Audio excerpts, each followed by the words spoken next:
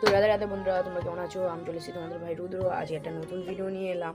আমি যে ভিডিওটা পোস্ট করতে মানে ফিশ পন্ডে যে ভিডিওটা বানিয়েছিলাম, সেই ভিডিওটা তোমাদের বলেছিলাম যে পরবর্তী ভিডিওতে দেখাবো আমি আমার ফিশ পন্ডে কী কী মাছ রাখতে চলেছি। তো চলো বন্ধুরা, আমি এখন সেই মাছগুলোকে একটা কৌটোতে নিয়ে সেই ফিশ পন্ডে অ্যাক্লিমেশনের জন্য রাখবো। তো বন্ধুরা, এই কৌটোর মধ্যে অলরেডি একটা জেব্রা এবং একটা মলি, ব্ল্যাক মলি আছে।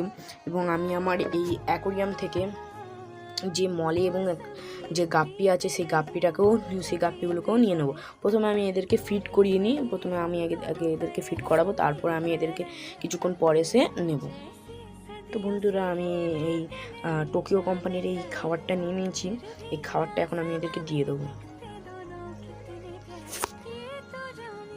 তো বন্ধুরা, দেখতে পাচ্ছ আমি খাবারটা ওদেরকে দিয়ে দিয়েছি এবং ওরা সেটাকে এবারে এনজয় করে খাবে।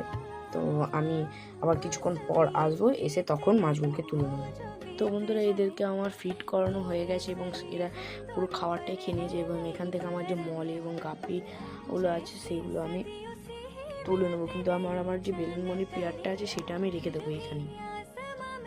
তো আমি এখানে মাছ ধরার একটা জাল নিয়ে নিয়েছি। এই জালের সাহায্যে আমি সব মলি মাছগুলোকে ধরে নেব।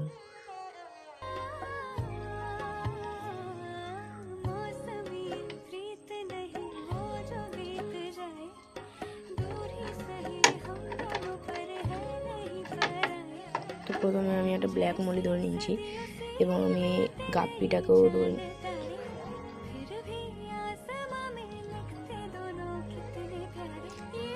এই গাপ্পিটাকেও ধরে নিয়েছি। গাপ্পিটাকেও ধরে এই কৌটোর মধ্যে দিয়ে দিয়েছি।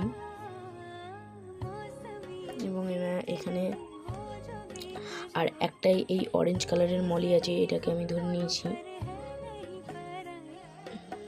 হ্যাঁ, এটাকেও আমি ধরে নিয়েছি। এটা অনেক লাফাচ্ছে। তো এইখানে আমার সব মলি জারে নেওয়া হয়ে গেছে। তো এগুলোকে আমি আমার ফিশ পন্ডে এই এক সাইডে অ্যাক্লিমেশনের জন্য রেখে দিলাম। 5 মিনিট পর এগুলোকে আমি জলে ছেড়ে দেবো। তো বন্ধুরা, আমার অ্যাক্লিমেশন করা হয়ে গেছে। এখন আমি মলিগুলোকে আর জেব্রা আর গাপ্পিটাকে ছেড়ে দিচ্ছি।